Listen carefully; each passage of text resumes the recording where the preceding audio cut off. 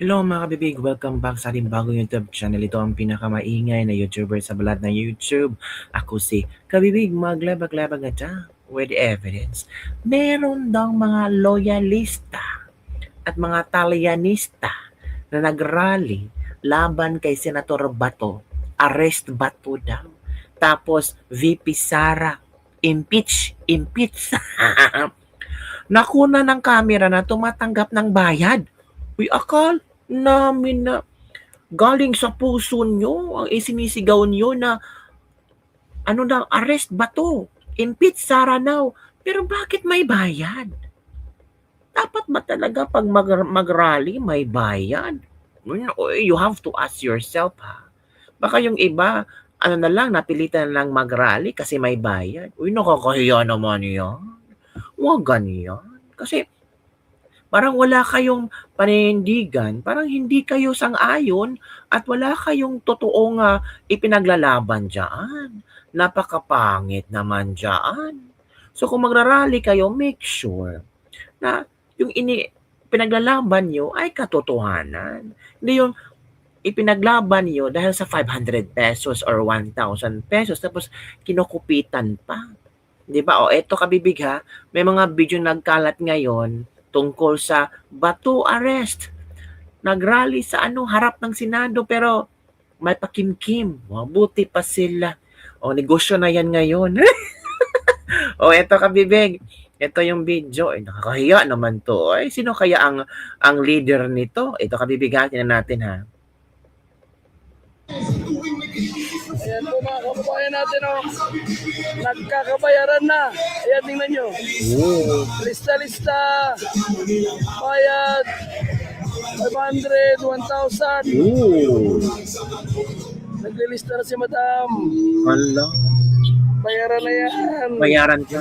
Magkano ang lista, Madam? Sinisigaw sweldo. Magkano? Hindi sila nabigyan. Paano naman sila? Paldo. Diba? Alam mo, hindi umunad yung bansa natin Ano, paldo? Kasi tumatanggap kayo ng bayad, tapos ninanakawan din kayo. Hala. Diba? Tapos ngayon nag-OT kayo, 300, putang inang yan. Hala. Uwi na lang ako, mag-scatter. Paldo. Masarap pa yung Sa camera. Wang Bigayan. Hala. Narispat mo pa dyan. Nagpupo. Hala Ayan pa. po mga kababayan natin, nagkakabayaran na. Ayan, tingnan nyo. Lista-lista. Nagmas agad yung isa. Bayad. 500, 1,000. Naglilista na si Madam. Sino pa yung offer? Bayaran na yan. Mga kasama niyo sa Magkano ang lista, Madam? sinisigaw sweldo. Oo, may listahan ng Paano realizator. naman sila? Paldo. Diba? Alam mo, hindi umunad yung bansa natin Ano, paldo? Kasi tumatanggap kayo ng bayad, tapos May dala ng lista. Maskara na afterwards. Kasi O nag-OT nagmaskara na kayo, siya. 300, Na hindi putang inang halata. yan. Hala. Uwi na lang ako, mag-scatter. Nagmaskara na si Chong. Paldo. Aldo pa yun. I have another video also mga kabibig ha. Hindi yan. Ito kabibig May nakita na akong video na pinag-uusapan din ng mga netizen. Wait muna hanapin. Ito. Ito. Ang video ito, 1K ipinangako sa mga rallyista pabor sa impeachment ni VP Sara. 500 lang ang ibinigay sa kanila. Oy, kawawa naman. Why? Ba't 500 o, Sai?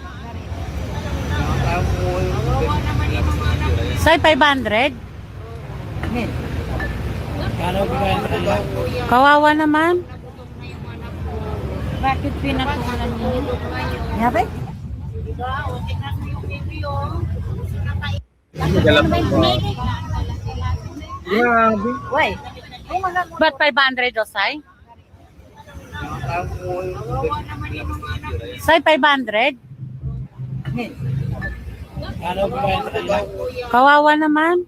Well, Bakit pinatulan niyo? from 1K to 500.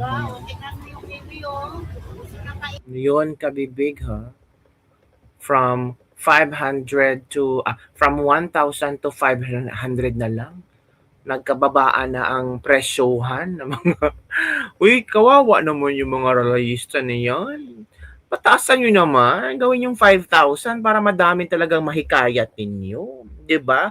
And talking about mahikayat kabibig, I don't know kung mapaniwala ba ni Senator Soto sa kanyang explanation na hindi siya nag-contact kay hindi siya nakipag-usap ni Matibag. Itong si Matibag, meron namang bagong pasabog si Matibag. Sabi ni Matibag, Matibag aminadong mas madali ang pag-aresto kay Bato kung SP pa si Soto. Sabi ni Matibag, well, my intelligent guess is yes, mas madali because I have been in coordination with the head of the office, Senate Office of the Sergeant at Arms, appointed by the former Senate President. Hala, yun ang sabi ni Matibag kabibig. Hindi ko naman sabi-sabi yan. Na-interview din si Matibag, nagpa-press con siya. Eto kabibig, baka sabihin yung gawa-gawa ko yan. Ito ito yung sinabi ni Matibag. Sabi natin ha. Mas madali sana, Matibag aminadong mas madali ang pag-aresto kay Bato kung SP pa si Soto. Umano ng reaction ang pahayag ni National Bureau of Investigation NBI Director Melvin Matibag matapos niyang amining posibleng naging mas madali umano ang pagsisilbi ng ICC warrant of arrest kay Bato kung hindi nagpalit ng liderato sa Senado. Ang pahayag ay lumabas matapos mabigo ang mga ahente ng NBI na maisilbi ang warrant laban kay De La Rosa sa loob ng Senado last Monday. Direct na tinanong si Matibag kung magiging maayos ba sana ang operasyon. Sabi niya, well, my intelligent guess is yes because I have been in coordination with the head of the Senate Office of the Sergeant at Arms appointed by the former Senate President. And of course, itong Senate Office of the Sergeant at Arms, hindi naman ito gagawa lang ng kanyang action kung walang koordinasyon or walang patnubay sa SP. Hala, naku po. Nako. Sa kabila nito, iginiit Matibag na natiling balido ang arrest warrant na tanggap umano ng NBI noong Lunes ng umaga. We are willing and capable of enforcing that warrant. So, ito kabibig, makikita kong video dito ni Mr. President, dito ni Soto. put that to rest. Put that to rest. Baka ang iniisip kasi ang narinig ko sa intindi ko, pati ang tanong ng media sa akin, pinayagan ko lang lahat yan nangyari na yan. Kung saan sinasabi gano'n eh. It was the NBI director who said, pinayagan kami ni Senator Soto, alam niya nga arestuhin namin. In the report kasi po, sir, ni Sergeant at Arms, the arrest was coordinated, not just the arrest warrant. That's why maybe the media. May I be allowed to lay to rest this particular issue as far as I'm concerned? Because I have been mentioned in media by members of the Senate that as Senate President daw, pinayagan ko daw yung word na ginamit is pinayagan ko daw yung NBI na pumasok dito. May sinasabi nagpakain pa, yung mga ganon. Let the records, speak for itself. Ito muna sa akin, Mr. President. Early in the morning, an NBI representative came to see me and told me they have a warrant of arrest for Senator De La Rosa. I said, simply, I said, coordinate with OSA. As simple as that. Why? I didn't realize that he was coming. I didn't know that he was going to be there in the afternoon. I just thought it was a simple information given the Senate President that a member of the Senate was being issued a warrant of arrest. It was simple as that. Yeah. Kaya eka nga hindi pa pwede, little did I know that Senator De La Rosa, after 7 months of not being here, will suddenly come. Kaya ganun kasimple lang yung sinabi ko. Coordinate with the OSA. So put that to rest. Baka ang iniisip kasi ang narinig ko sa intindi ko, pati ang tanong ng media sa akin, pinayagan ko lang lahat yan nangyari na yan. Kung saan sinasabi ganun eh. If I had known that he was coming, if you informed me that he was coming, I would have had a different perspective. Like what happened with the CIDG when they issued a subpoena to Senator De La Rosa's office. Simple. Walang issue, walang problema. Pinadala lang. Ganun lang sana, Mr. President. I would not be remiss of anything. And definitely, I will not be guilty of obstruction of justice. Now, as Senator Pia, Senator Lawrence, Senator Aimee, and Mark Villar were in the room with me, it was the NBI director who said, pinayagan kami ni Senator Soto, alam niya nga arestuhin namin. Kami ba ay iikot sa loob at mapapasok ba namin lahat ng tao? So I corrected him. I said, kung Hindi ganun pinayagan ang man kayo, they're my witnesses, I'm just Senate President.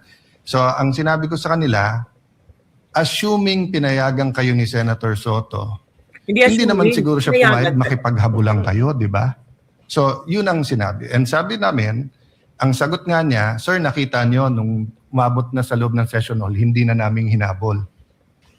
So sabi ko, that doesn't make it less problematic. That means you have to stop, no? So Senator Pia, you were there, so please feel free to speak. For full disclosure, I asked him after it was established na nakipaghabulan hanggang dito. So sabi niya, ni NBI director, sabi ko sa kanila, wag silang papasok sa session hall.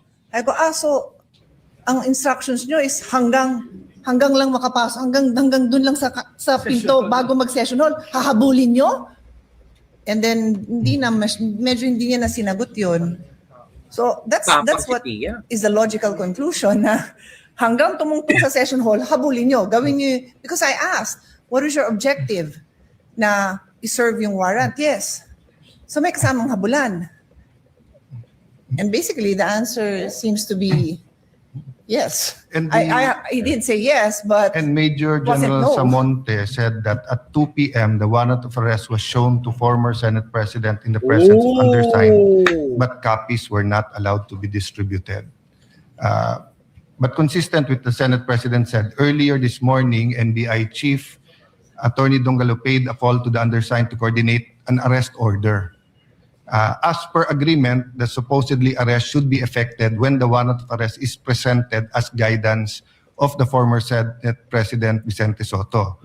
On or about 2 p.m., the warrant of arrest was shown to the former Senate President, the President undersigned, but copies were not allowed. So in the report kasi po, sir, ni Sergeant at Arms, the arrest was coordinated, not just the arrest warrant. That's why maybe the media, this was submitted during the session. Put that to rest. Baka ang iniisip kasi, ang narinig ko, sa intindi ko, pati ang tanong ng media sa akin, pinayagan ko lang lahat yan nangyari na yan. Kung saan sinasabi gano'n eh. Uy, wala na. Wala na. Namang ebidensya mo, Soto, ang Sergeant at Arms na nagsalita. Boom, panes si Tuta Soto. Bagay talaga ni Cayetano ang Senate President dahil napakahinahon niya, kaya laging well articulated ang lahat ng kanyang sinasabi. Palusot pa more, hugas kamay si Judas, deny to death pa. Huwag ka na mag-deny, doon ka magpaliwanag sa Itbulaga. So yun po kabibig ang mga komento, ilang mga komento ng ating mga netizen na bulaga si Soto. Hindi niya alam na meron palang mangyayari. Sa ICC ka na lang magpaliwanag ay sinasundin natin. This song is, expulsion or suspension is on the table. My defensive, meaning liar yung NBI director, na Itbulaga, lokohin mo ang sarili mo, wag kami, palusot pa more. Coordinate what exactly? Yung pag-arrest, tinuruan na yan ng abogado niya kung anong sasabihin. So yun kapag ang mga komento ng ating mga netizens. So ikaw, ano ang inyong reaction sa mga video na ating i-share na nagkabayaran daw? Mga loyalist? May isang video kung saan nakakaawa naman pakinggan na hala, 500. Oh, baka ang pinangako 1,000. Wawa naman po. Ay, nako. Well, kapit patalim. Kahit hindi nila naintindihan kung bakit arrest ba to, or impitsara, mga impits na yun. Naki-join na lang sila sa sobrang kahirapan ngayon. Wala namang nagawa ang gobyerno natin. Kung may mga parali dyan na kung saan makakapera sila, sumasali na lang sila. Pero I know deep in their hearts, ay boboto yan kay BP Sara 2028. Sino ba namang aayaw pagbibigyan ka ng 1,000 pero kukupitan pa? Wag naman pong kupitan, ibigay nyo na lahat. Wag na.